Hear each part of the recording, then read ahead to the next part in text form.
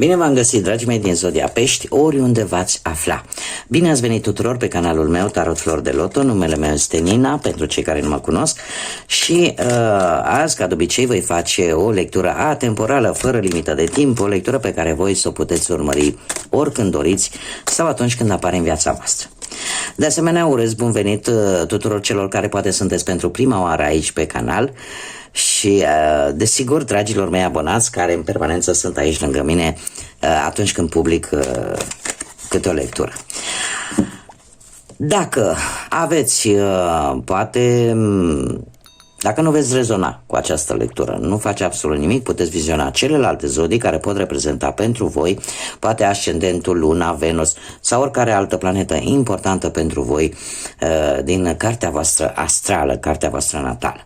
Cum de asemenea un aspect important de care va trebui să țineți cont și anume faptul că voi vă construiți viitorul. Așa că vă rog din suflet să luați decât acele mesaje care rezonează cu voi, iar restul lăsați-le să zboare în univers, pentru că sigur sunt pentru alte energii, pentru alte persoane care într-o mai mică sau mai mare măsură au o legătură cu Zodia Pești.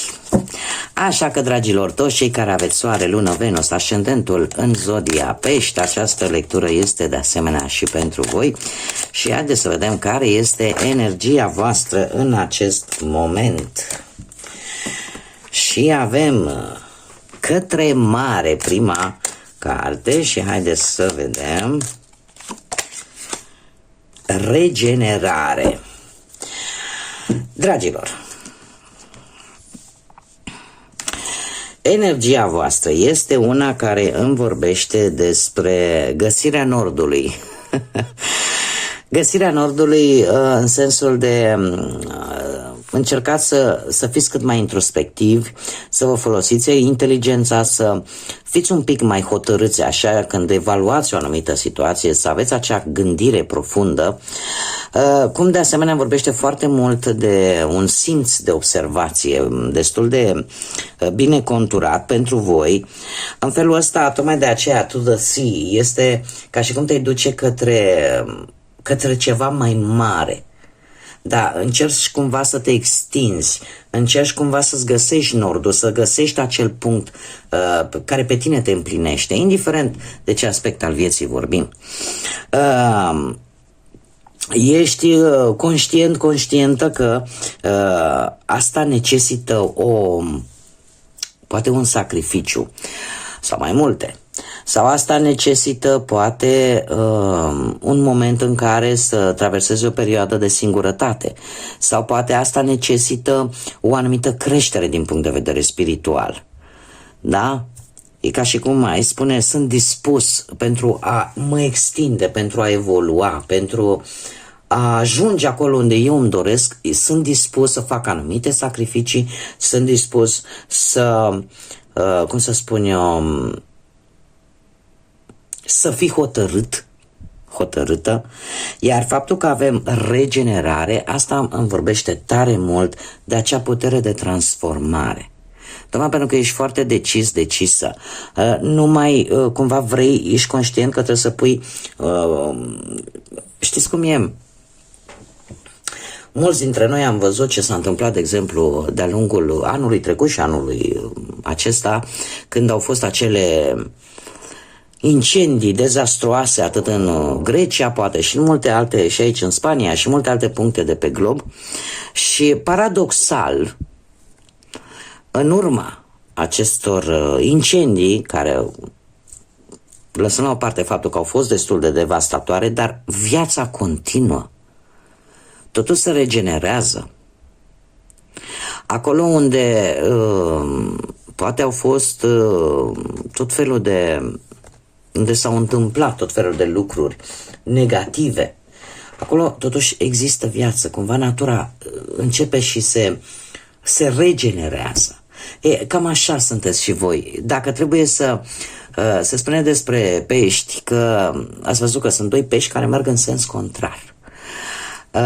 Unul care de multe ori spune, știi, eu vreau să not în aval, eu vreau să urc în sus, cum sunt, de exemplu, peștii aia de munte, vai cât de lapsus am acolo, am acum am un lapsus, dar știți de cine vorbesc, acei pești care noată contra curentului. Unii dintre voi sunteți așa, alții dimpotrivă. Aveți momente în care simțiți nevoia că nu mai puteți și că vă lăsați purtat de curent și vă duceți invers, am spus, trebuia să zic în amonte, da, în aval. Deci aveți această calitate, ca să zic așa, care depinde foarte mult de voi. Pentru că sunt anumite experiențe din viață care vă pot face efectiv să vă lăsați purtați de anumite lucruri negative din viața voastră, așa cum foarte bine depinde de voi dacă veți lupta contra curentului, dacă veți vrea să obțineți ceea ce voi vă doriți cu adevărat. Iar pentru asta e nevoie de o regenerare. Pentru asta e nevoie de, cum să spun, unii dintre voi posibil să fi trecut deja prin situații marcante, situații destul de complicate, dar cumva parcă renașteți pur și simplu. Acele lucruri negative care vi s-au întâmplat, cumva v-ați dat seama că de fapt vă impulsionează să mergeți înainte și să vă deschideți orizonturile și să vedeți lucruri noi și să vă faceți așa un nou plan de viață. Cel puțin în această lectură cam asta este energia. Plus că unii dintre voi vor să renunțe la anumite obiceiuri, lucruri care voi considerați că nu mai sunt bune pentru voi. Haideți să vedem pe partea asta profesională ce vine pentru dragii mei din pește în următoarea perioadă. Pe partea profesională, zodia pește, încă o dată, această regenerare de care vă spuneam. Dragilor, unii dintre voi ați trecut de curând posibil, nu de foarte multă vreme, printr-o demisie posibil, sau ați fost, dacă nu v-ați depus voi demisia, ați fost dat afară, o concediere, sau poate ați pierdut, da. Unii dintre voi poate chiar ați pierdut șansa unui nou loc de muncă sau poate vi s-a promis vreun nou job și nu s-a ținut de cuvânt, respectiva persoanele asta nu a făcut decât să vă rănească. Exact de ce vorbeam de această foarte multe cărți, așa că nu le voi ține nici pe acesta, voi amesteca încă o dată. Tocmai de aceea apare această regenerare. Da? Pentru că ceva aici s-a întâmplat la nivel profesional care pe voi v-a rănit foarte tare. Avem singurele două cărți, cele mai dureroase, ca să zicem așa, din tarot, atât 10 de spade cât și 3 de spade, care îmi vorbește de decepție foarte puternică. Cumva e posibil ca cineva poate să fi fost recompensat pentru ceva ce nu a făcut, poate că era vorba de munca ta, cineva a primit o recompensă, dar nu pentru că a muncit. În urma muncii tale au fost recompensați alții, deci durerea e cu atât mai mare. Alții, de exemplu, încercați să găsiți un loc de muncă în acest moment care are o altă activitate decât ce ați făcut voi până acum. Dragilor, sunteți într-o perioadă în care, din punct de vedere profesional, mie asta mi-arată cărțile și se pare că indiferent cât aș spune, încă se menține, e un moment în care sunteți un pic blocați din punctul ăsta de vedere al carierei. Indiferent că vorbim de căutare de job, indiferent că vorbim de job actual, indiferent că vorbim de propria afacere, este o perioadă care deocamdată e stagnantă. O perioadă în care stagnați din punctul ăsta de vedere. E adevărat că după un anumit blocaj, după blocajul ăsta, e posibil pentru unii dintre voi să găsiți un job, dar care să aibă o activitate care să nu prea vă placă, dar de nevoie trebuie să o acceptați pentru că nu apare și nu aveți nevoie de bănuți. Dar în general ce văd eu aici este că, sau dacă vorbim de exemplu de locul de muncă unde voi vă desfășurați activitatea și faptul că alții au fost recompensați în urma muncii voastre, și asta logic că nu este drept, nu va face decât voi cumva să vă va bloca pe voi, dar la nivel, aș spune mai mult, sufletesc, cu spânzuratul. Da, cumva te doare pentru că sacrificiul pe care tu îl faci la locul de muncă nu este valorat. Da, și e posibil tu tot să speri că se va schimba ceva. Acum trebuie să vă spun un lucru, voi ca și zodie nu prea sunteți foarte vocali. Și în general când cineva vă rănește, cumva absorbiți.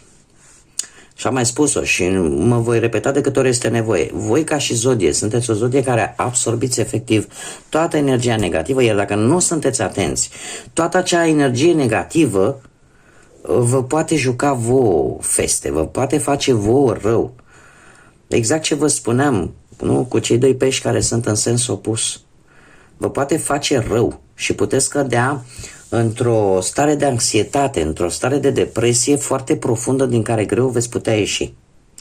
Totuși, ce văd eu aici, pentru cei care căutați un job, sunt șanse să-l găsiți. E adevărat un job care nu o să vă prea placă așa, nu o să fie o activitate care să vă placă, dar cumva de nevoie va trebui să acceptați. Și pentru cei care aveți deja un job, vă sacrificați foarte mult, chiar dacă aici se fac multe nedreptăți.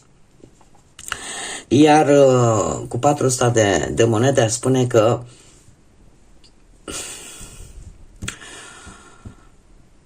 depinde de voi. Dacă rămâneți aici, pentru că nu vă place, clar, nu vă place acest loc de muncă, dar depinde de voi. Dacă mai așteptați, pentru că și spânzuratul și de asta îmi vorbește, de o așteptare în care tu aștepți să se schimbe ceva. Nu știu dacă se va schimba ceva. Dragilor,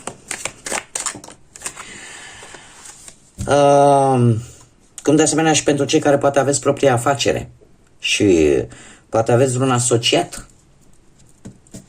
care a primit ceva ce poate nu merita.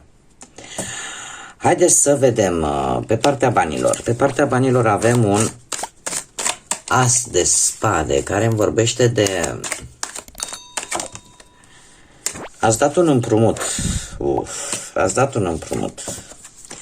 Ați dat o sumă de bani cuiva. Și acum parcă vă pare rău și acum vă faceți griji. Ce se întâmplă? Pentru că sunt dați de ceva vreme și parcă nu primiți răspuns. Nu știu dacă zodii de aer vă spun ceva, Gemeni, Balanță, Vărsător. Cert este că vă cam aduce nopți nedormite starea asta. Ați dat niște bani împrumut. Eu acum nu vreau să vă sperii și nici nu vreau să vă adâncesc mai mult în gânduri negre decât se pare că sunteți deja. Ce trebuie să știți? Că banii ăștia, într-adevăr, greu îi veți recupera. Și tind să cred că nu îi veți recupera toți dintr-o dată, vor veni eșalonat, puțin câte puțin. Da? E o sumă aici de bani care nu va veni, pentru care voi vă agitați, sunteți foarte stresați din cauza acestei sume de bani, ori că a fost, ați dat împrumut cuiva, ori că voi așteptați poate o anumită sumă de bani. Da? Ați făcut vreun dosar, ați făcut ceva. Banii ăștia, chiar dacă vor veni lent și vor veni cumva fracționați, aș spune. Și de asemenea zodii de aer. Are legătură cu zodia Gemeni, aș spune. Dar poate să fie Vărsător sau Balanță. Care are să aibă cumva legătură cu această chestiune legată de bani. Șaptele ăsta de monede îmi vorbește tare mult de răbdare. Îmi vorbește tare mult de răbdare. Și eu aș spune că încet, încet vei începe să primești acești bani, dar, cum v-am mai spus, nu știu dacă vor fi toți odată. Haideți să vedem cu dragostea cum stați. Cel puțin, nu știu, aveți o pasă proastă. În această lectură pe planul ăsta, carieră, bani, nu prea stați extraordinar, dar s-a văzut chiar din energia lecturii. Cei care sunteți într-o pereche pe partea asta a dragostei, da? Avem o regină de spade, aveți foarte multe conexiuni cu zodiile de aer, nu știu de ce, mi-apar foarte multe zodii de aer, indiferent de ce aspect al vieții vorbim. Pentru că și aici avem o regină de spade care de asemenea vorbește de Gemeni, Balanță, Vărsător. Ce se întâmplă? Pe partea asta dragostei e posibil ori să existe în viața voastră, perechea voastră să fie dintr-o zodie de aer și care să aibă așa un caracter destul de puternic. O persoană care să nu-și arate foarte deschis sentimentele, poate din simplu fapt că la rândul său, în trecutul respectivei persoane care acum vă este pereche, să fie existat niște experiențe mai negative, mai nefaste, care să o fie obligat să ridice așa un zid și să nu-și exteriorizeze foarte mult sentimentele această persoană. Dacă nu, voi sunteți cei care în acest moment cumva ori aveți de-a face cu o situație în care unul dintre voi, ori persoana voastră, încearcă să se impune mai mult decât celălalt. Da? Încearcă să domine mai mult unul pe celălalt. Ori persoana voastră de interes încearcă să vă domine mai mult pe voi și lucrul ăsta cumva nu face altceva decât să creeze așa un pic de tensiune în relație. De ce? Pentru că avem acest doi de monede care vorbește foarte mult de acea situație în care ai nevoie de un echilibru. Când simți că ai nevoie de un echilibru, este logic că ceva e dezechilibrat acolo, da? În relația voastră. De asemenea, doiul ăsta de monede poate să-mi vorbească de foarte puțin timp petrecut cu perechea ta sau perechea ta cu tine. Cineva aici trebuie să facă relația să fie un pic prioritară. Adică cineva, unul din voi doi, trebuie să prioritizeze relația voastră, să-și dea mai mult interes pentru ca relația să funcționeze. Avem de asemenea steaua iară cu o zodie de aer, Vărsător în mod special, care îmi vorbește despre un timp pe care ar trebui să-l petreceți în relație, împreună, dacă vreți ca relația voastră să funcționeze. În cazul de față, arcanul major, steaua vine mai mult ca un sfat de a petrece mai mult timp cu persoana, unul cu altul. Da? Pentru că aici totuși e cineva care a devenit destul de rigid, sau poate chiar așa a fost. Unul dintre voi a devenit destul de rigid în a-și exprima sentimentele. Ceva aici probabil că s-a întâmplat. E ca și cum ai zice, vreau să fie lângă mine. Acum voi sunteți și o zodie de apă. Și ca orice altă zodie de apă, indiferent că sunteți pești, rac sau scorpion, sentimentele sunt importante și manifestarea lor este importantă. Haideți să vedem pentru cei care sunteți singurei în dragoste. Ce vine pentru dragii mei care sunteți singurei? Și apare fix cartea voastră, Luna. Luna care îmi vorbește de un pic de indecizie. Cumva ai traversat în ultima vreme o perioadă în care ai încercat așa să-ți dai seama, dom'le, eu de fapt cam ce așteptări am dacă ar fi să intru într-o relație, ce așteptări am de la respectiva persoană. Da, o căutare interioară.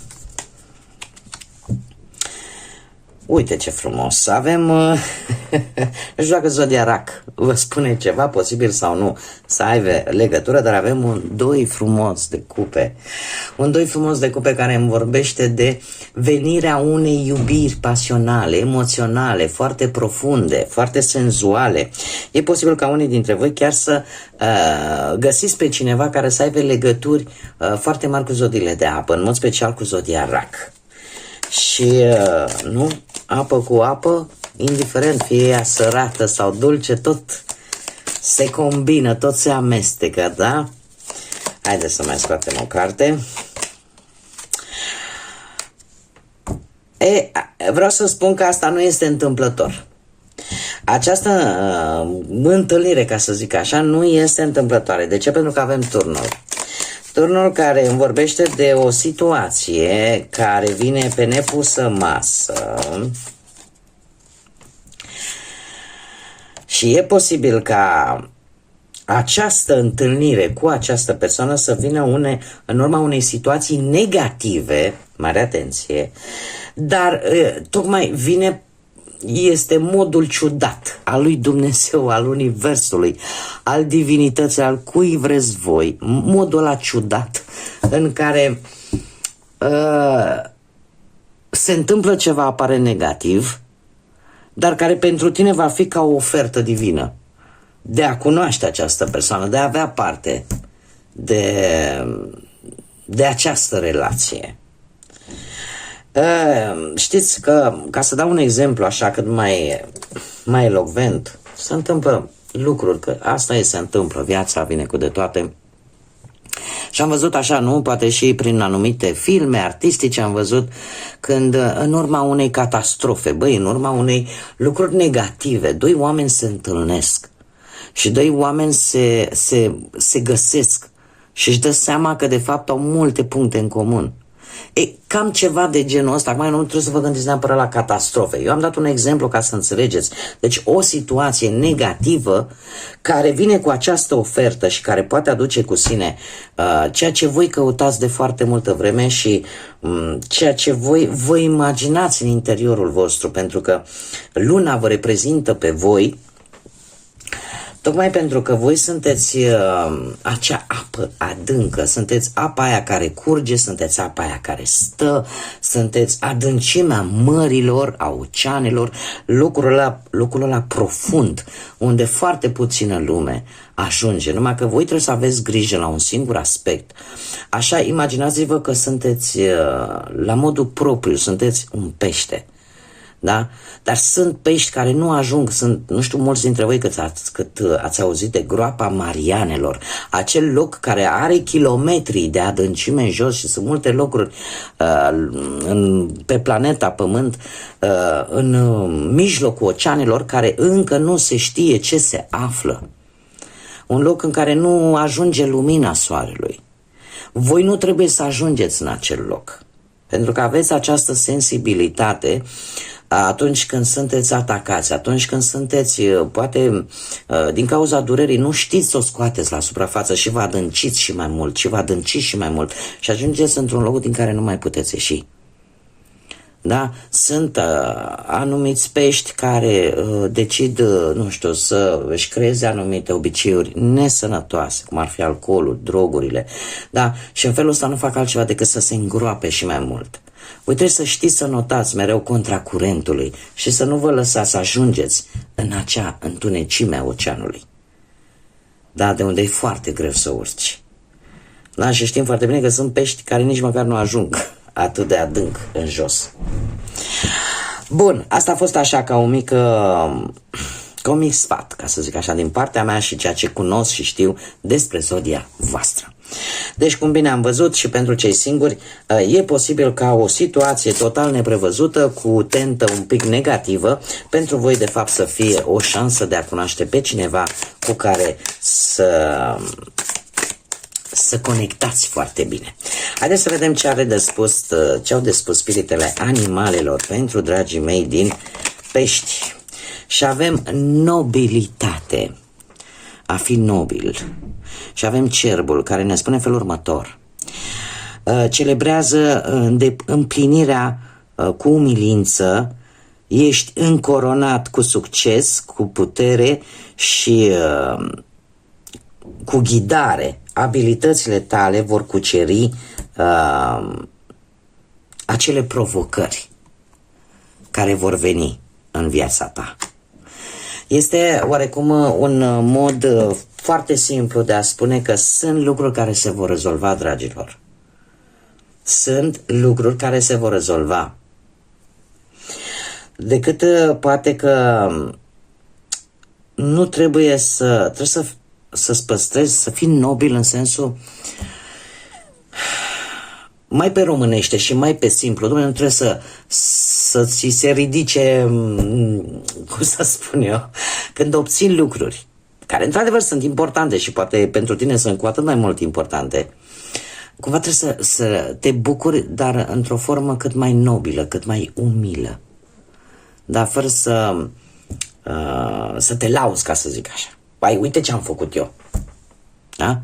Cam asta înseamnă să fii precum, se spune că în pădurile și pădurile noastre, cerbul, da, ca și în junglă avem leul, în nu știu ce savană avem alt animal, în pădurile noastre, cel puțin, mai europene, avem, ca și rege al pădurii, avem cerbul, care dă dovadă de noblețe, care dă dovadă de umilință și care știe cum să facă ca lucrurile să fie cât mai echilibrate și cât mai bune pentru el și pentru cei pe care îi liderează, nu? Cam așa ne spune și acest spirit al cerbului pentru voi, dragilor. Nu uitați să fiți umili, nu uitați să vă încoronați cu acest succes, dar într-o formă cât mai nobilă. Și să nu uitați că aveți abilități care vă pot ajuta pe voi să cuceriți tot ceea ce voi vă doriți. Da? Haideți să vedem și îngerii ce mesaj au pentru voi, dragilor.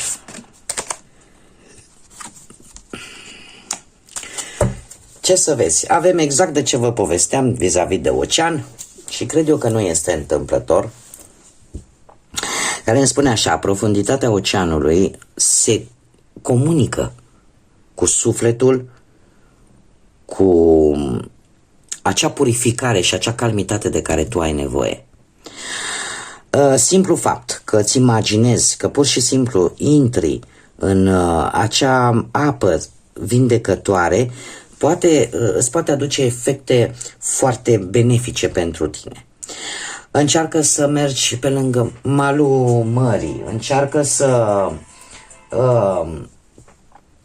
cum să spunem, cer scuze, mai mă caută și pe mine copiii mei, mai am un pic să termin și nu vreau să vă las așa. Deci, încearcă să mergi pe malul mării, încearcă să iei acea putere care vine din partea apei, care este elementul tău, dar chiar dacă te va ajuta să scapi de preocupări, să scapi de toate acele îndoieli, exact cum v-am mai spus și la început, nu vă lăsați totuși, încercați să luptați un pic contra curentului și nu cădeți în cealaltă extremă, da? Poate a obiceiurilor nesănătoase și care vă pot face rău. Este un îndemn pentru mulți dintre voi, cei care mai ales sunteți aproape de o mare, de un ocean, de o apă. Chiar dacă este iarnă, nu contează. Încercați și, bineînțeles, să nu fie valuri de 4-5 metri și nu știu ce furtună. Da, în momentul în care timpul este destul de calm, încercați să mergeți așa pe malul unei ape, pentru că apa pe voi vă ajută. Vă dă acea energie bună și vă ajută să vă vindecați. Bun? Sau chiar dacă nu aveți apă, pe lângă voi, chiar și o baie cu, nu știu, cu ceva sare marină, cu ceva care să vă facă bine, să vă relaxeze, e de asemenea de ajutor. Bun, dragii mei, aceasta a fost lectura pentru voi. Eu vă mulțumesc din suflet pentru atenția pe care mi-ați acordat-o. Dacă ați rezonat, dacă v-a plăcut și poate încă nu v-ați abonat, eu vă invit și vă aștept cu mare drag aici, alături de această comunitate frumoasă pe care am construit-o, a florilor de lotus. Desigur, per general, acum atât pentru dragii mei abonați, cât și pentru cei care sunteți noi aici pe canal. Dacă v-a plăcut, dacă ați rezonat, aștept cu mare interes comentariile voastre, like-urile voastre și distribuirile voastre.